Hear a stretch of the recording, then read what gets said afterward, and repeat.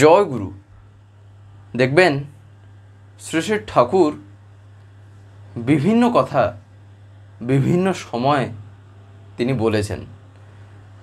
তারই ভিতর থেকে একটা জায়গায় শ্রী শ্রী ঠাকুর সাধুসঙ্গের কথা বলেছেন, যা আমাদের প্রত্যেকের জীবনেই কিন্তু প্রয়োজন। তো এই যে সাধুসঙ্গ বাস্তবে কি, অর্থাৎ কথাটা শুনেই বোঝা যায় সাধুসঙ্গ বলতে এখানে একটা সঙ্গের ব্যাপার বোঝানো হচ্ছে, অর্থাৎ একটা কারোর সাথে মেলামেশা, সেই সঙ্গটার প্রয়োজন, তাই না? তাই এখানে ঠাকুর যে সাধুসঙ্গের কথা বললেন, এই সাধুসঙ্গ আমাদের জীবনে কেন দরকার? আর সঙ্গ কথার অর্থ তো আমরা প্রত্যেকেই জানি। ঠাকুর সাধু কথার অর্থ কি বলেছেন, তাই না? বাস্তবে এই যে সাধুসঙ্গ, এই কথাটা যদি আমরা একটু লক্ষ্য করি তাহলে দেখবেন আমরা যে প্রার্থনা করি, প্রার্থনার ভিতরেও এই সাধুসঙ্গর কথা একটা জায়গায় কিন্তু আমরা বলে থাকি, যেখানে আমরা কি বলি না, আমায় নিত্য সাধুসঙ্গ দাও, তাই না? যেখানটায় আমরা বলি না যে সাধু সঙ্গ মই দেব নিত, অর্থাৎ নিত মানে আমায় নিত্য, আর দেও মানে দাও। তার কারণ সাধুসঙ্গ জীবনে প্রয়োজন। এই কারণে আমরা বলে থাকি, প্রার্থনার মধ্যে দেখবেন একটা জায়গায় আসে, যদি একটু খেয়াল করে থাকবেন তাহলে তো বুঝতেই পারবেন, আর যদি না খেয়াল করে থাকেন তাহলে এই যে শুনলেন একটু লক্ষ্য করে দেখবেন একটা জায়গায় এই ব্যাপারটা হয়। এই কথাটা আমরা বলে থাকি যে সাধু সঙ্গ মই দেবনিত। তো যাই হোক, তাহলে দেখেন যে সাধুসঙ্গের গুরুত্বটা আমাদের জীবনে যে কতটা। তাহলে সাধু কথার মানে কি,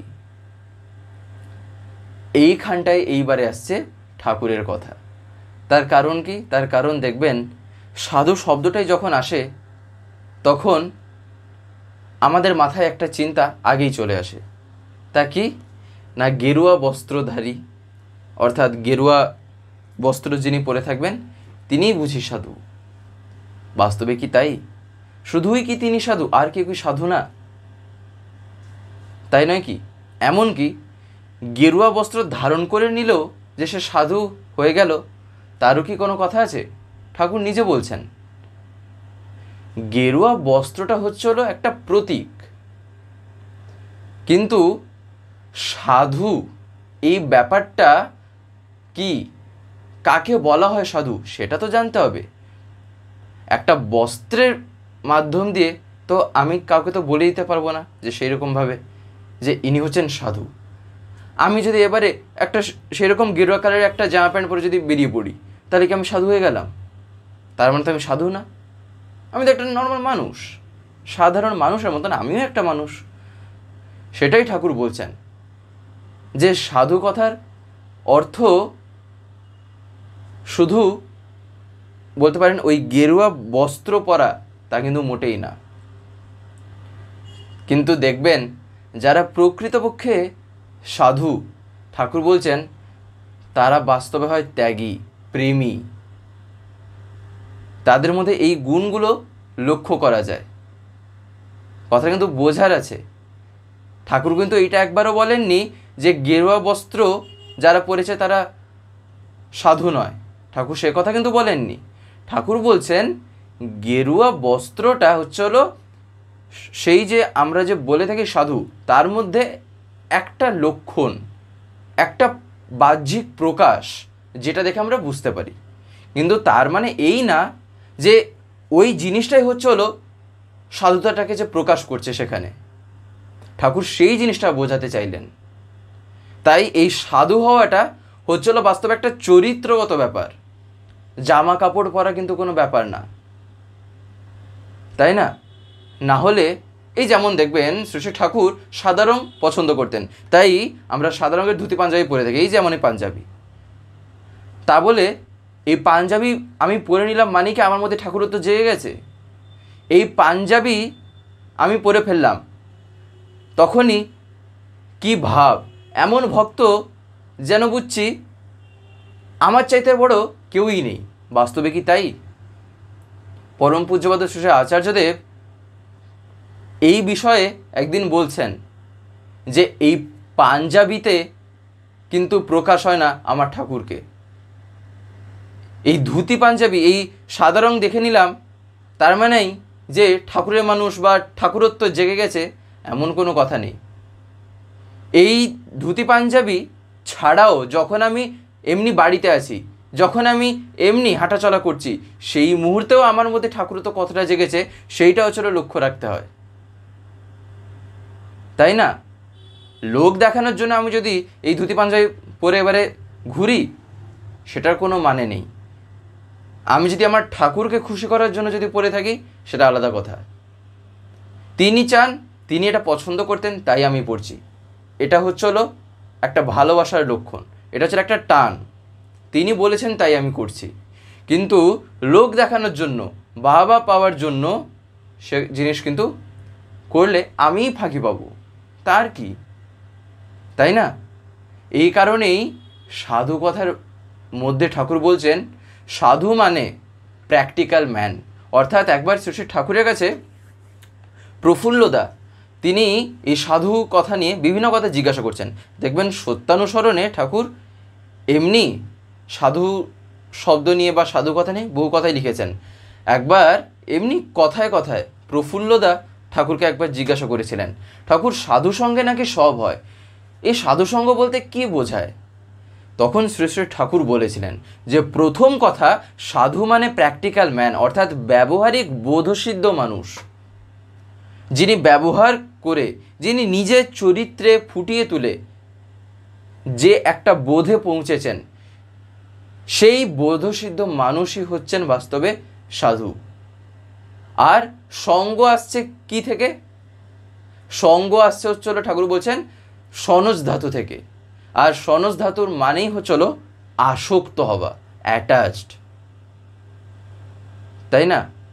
তাই সাধুতে এবারে আসক্ত হতে গেলে যা যা করতে হয় তা তা করাই কিন্তু সাধু সঙ্গ করা, তাই না?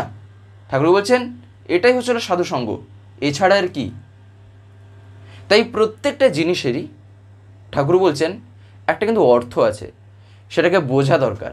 নিজের মতন করে যদি আমি বানিয়ে নিই, নিজে যদি একটা বাউন্ডারি ক্রিয়েট করে দিই, তাহলে আমি কিন্তু একটা বিস্তার যে একটা ব্যাপার হয়, সেই বিস্তারিত যে জীবন, সেই জিনিসটা কিন্তু আমি বলতে পারেন যেতে পারবো না।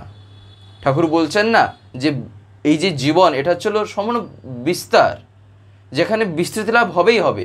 যদি আমি যেখানে একটা বাউন্ডারি ক্রিয়েট করব, আমি কিন্তু সেখানেই আটকে গেলাম। তাই এই যে সাধু সঙ্গ মানেই হচ্ছিল যিনি বাস্তবে করে দেখেছেন, যিনি করে বুঝেছেন, যিনি করেন, শুধু মুখে না, নিজে পালন করছেন, তিনিই হচ্ছেন প্রকৃতপক্ষে সাধু। আর এই কারণেই ঠাকুর বলছেন, দেখবেন সত্যানুসরণে একটা ঠাকুর বলছেন না যে সাধু মানে নোংরা সাজা নয় কো, বরং ত্যাগী, প্রেমী। এ কথার মানে কি? ঠাকুর কেন বলেন শেষে এই ত্যাগী প্রেমী? তাই ওই শুধু আমি এই ধুতি পাঞ্জাবি যদি পরে নিই, তাহলে কিন্তু আমি সাধু হলাম না। সাধুতাটা আমার চরিত্রে ফুটে উঠবে, আমার কথায়, আমার চাল চলনে, সেখানে সাধুতাটা দেখা যায়। আর এটা কোনো বাইরের জগতের কোনো কথা না। সাধু ব্যাপার আসছে, বুঝছি কোনো আধ্যাত্মিক কথা, মোটেই না।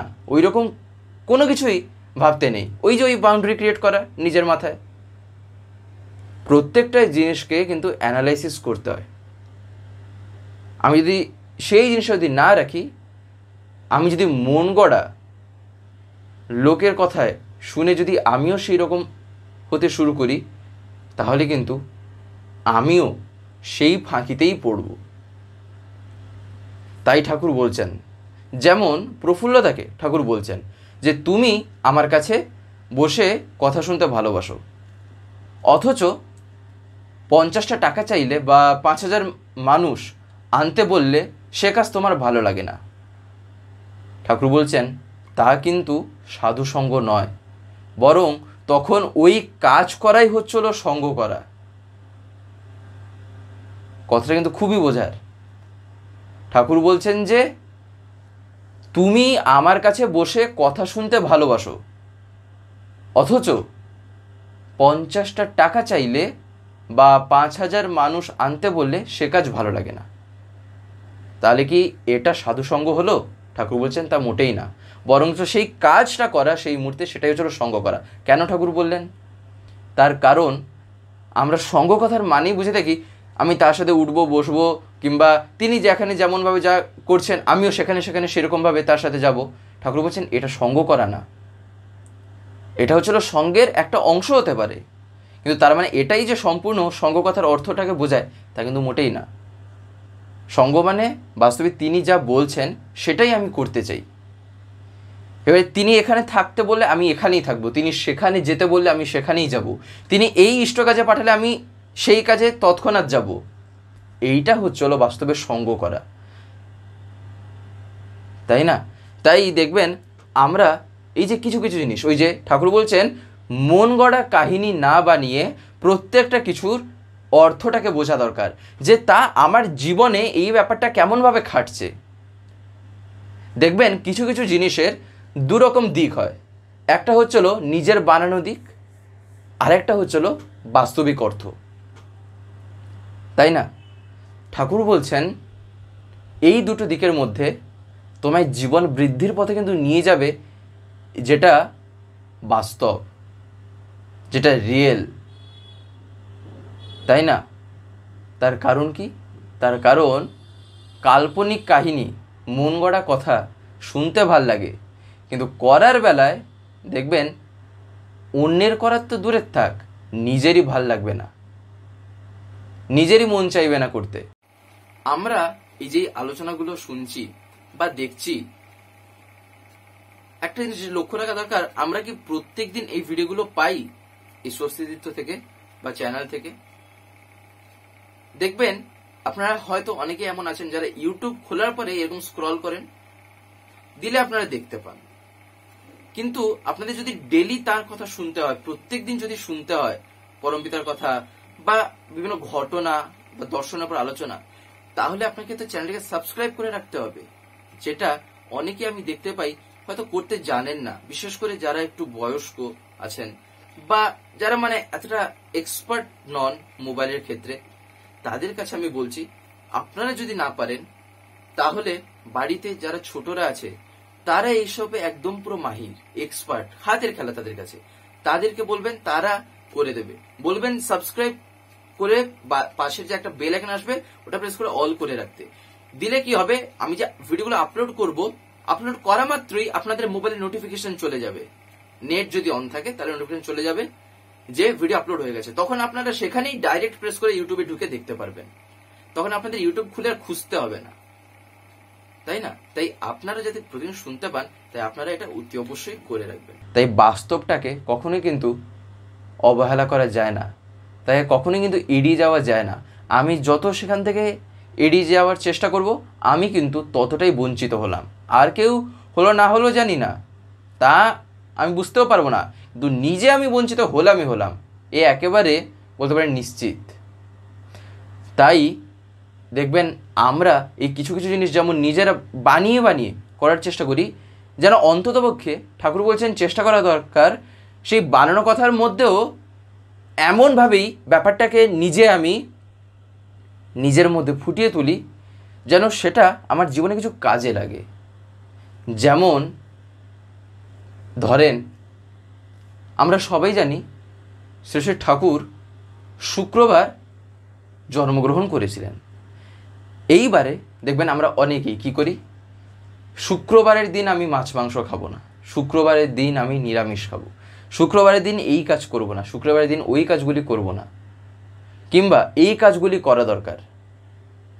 ঠাকুর বলছেন বাস্তবে যে কোনো জিনিসই হোক না কেন, তার যদি পজিটিভ পয়েন্টটাকে ধরে যদি এগোনো যায়, তাহলে কিন্তু সেখান থেকে উৎকর্ষ লাভ সম্ভব হয়, সেখান থেকে কিন্তু ওঠা যায়। ঠিক যেমন ধরেন আমি ভোরে উঠতে পারি না, কিংবা আমার ভোরে ওঠা হয় না, যে কোনো কারণেই হোক, আলসেমির জন্য হোক, ঘুম ভাঙে না সে কারণে হোক, দেরি করে ঘুমাই সে কারণে হোক, যে কোনো রকম কারণ হতে পারে। এইবারে আমি ভাবলাম ঠাকুরের তো এটা জন্মবার শুক্রবার, অর্থাৎ যেমন ধরেন আগামীকাল তো শুক্রবার, তাহলে আমি একটা কাজ করি, যেন আজকে আমি ভোরে উঠি, কিংবা ঠাকুরের আজকে জন্মবার, আজকে যেন আমি রাত্রেবেলা ঘুমানোর আগে যেন এমনভাবে ঘুমাই যেন আমি আজকের থেকে শুরু করে যেন প্রত্যেকটা দিন ভোরে উঠতে পারি। এবারে তার মধ্যে থেকে কিছু কিছু দিন হয়তো পারবও না, হয়তো ফেলও হব, তাতে যেন না ঘাবড়াই, বরঞ্চ যেন লেগে থাকাটা থাকে। ঠাকুর বলছেন সেই নিষ্ঠাটা চাই, নিঃশেষে লেগে থাকা, সে হওয়া না হওয়া এটাই হচ্ছিল একটা সময় একটা জায়গায় আমায় একটা স্ট্যান্ড পয়েন্টে নিয়ে যাবে। একটা সাকসেসে তখনই আমি রিচ করব যখন বাধা বিপত্তিকে অতিক্রম করে আমি জীবনে এগোতে শিখব, তাই না? তাই যেমন এইটা, এতে করায় কোনো অসুবিধা নেই। এই যে ঠাকুরের জন্মবার, আমি কালকে এটা করব, তবে হ্যাঁ এইটা মাথায় রাখা দরকার, সপ্তাহে 7খানা দিন হয়, 7খানা দিনের মধ্যে আমি যেন এই একটা দিনকে কিন্তু লক্ষ্য যেন না রেখে বসি যে শুক্রবার এলেই আমি এই কাজ করব, তাহলে কিন্তু উন্নতি মানে খুব একটা কঠিন ব্যাপার হয়ে দাঁড়াবে। পড়ে গেছে শুক্রবার, আগামীকাল শুক্রবার পড়েছে একটা আলাদা কথা, কিংবা আজকে শুক্রবার পড়েছে একটা কোনোরকমভাবে একটা কোইন্সিডেন্স হয়ে গেছে, হয়তো আমার আজকে এই চিন্তাটা এলো, আজকে আমি শুনলাম একটা ঘটে গেল, আলাদা কথা। নাহলে শুক্রবার ছাড়াও কি আবার করা যাবে না? অবশ্যই করা যাবে। ঠাকুর বলছেন কি না, তবে যেহেতু একটা মানুষের মন দু প্রকারভাবে এটা কাজ করে, দেখবেন আমাদের এই যে জীবন দু প্রকারের একটা স্ট্রেংথ হয়, একটা ছিল ফিজিক্যাল স্ট্রেংথ আর একটা ছিল মেন্টাল স্ট্রেংথ। ফিজিক্যাল স্ট্রেংথ মানে হচ্ছিল শারীরিকভাবে যখন আমার মধ্যে সেই স্ট্রেংথটা আছে, আর মেন্টাল স্ট্রেংথ মানে মানসিকভাবে, অর্থাৎ আমার মনটা যেখানে বলতে পারেন একটু স্ট্রং আছে, যেখানে আমার মনের স্ট্রেংথটা একটু বেশি করে আছে, তো সেই মনটাকেও যদি আমি একটা পজিটিভ ওয়েতে কাজে লাগাই তাহলে একটা পজিটিভ রেজাল্টই কিন্তু পাওয়া যাবে। এই কারণেই এই কথাটাকে এইরকমভাবে কিন্তু কাজে লাগানো যায়। আমি হয়তো ভরে উঠতে পারছি না, যেন আমি প্রত্যেকটা দিনই যেন আমি ঠাকুরের কাছে প্রার্থনা করে ঘুমাই যে দয়াল আমি তোমাকে খুশি করার জন্য যেন ভরে উঠতে পারি। আমি শুধু এটাই বুঝি, ভোরেও উঠবো তুমি বলেছো বলে, তোমার খুশিতেই বাস্তবে আমার খুশি, তাছাড়া আমি জানি না। তুমি বলেছো ব্রাহ্ম মুহূর্তে উঠে নাম ধ্যান করার জন্য, তাই আমি করব। তুমি বলেছো ইষ্টবৃত্তি করার জন্য, তাই আমি করব। এই হচ্ছিল টান। আর এটাই কিন্তু দেখবেন কিভাবে জীবনটাকে পরিবর্তন করে, কয়েক দিনের মধ্যে তার ফল নিজেই দেখতে পাবেন। এটা শুধু আমার মুখে বলা কথা না, এটা একটা অনুভূতির কথা, এমনকি এ কথা ঠাকুরেরও বলা, তাই না? তো যাই হোক, আজকের এই ভিডিওটা এবার আমি এখানেই শেষ করব। শেষ করার আগে আপনাদের কাছে একটি কথাই বলবো, যদি আজকের এই ভিডিওটা আপনাদের ভালো লেগে থাকে তাহলে একটি লাইক করে দেবেন, সবার ভিতরে শেয়ার করে দেবেন, কেমন লাগলেও নিচে একটি কমেন্টে লিখে জানাবেন। আর যদি চ্যানেলটিকে এখনো সাবস্ক্রাইব করে না থাকেন তাহলে অতি অবশ্যই চ্যানেলটিকে সাবস্ক্রাইব করে পাশে বেল আইকন প্রেস করে অল করে রাখতে একেবারেই ভুলবেন না, আরও এরকম বিভিন্ন নতুন এবং ইন্টারেস্টিং ভিডিও সবার আগে পাওয়ার জন্য। জয় গুরু, বন্দে পুরুষোত্তম।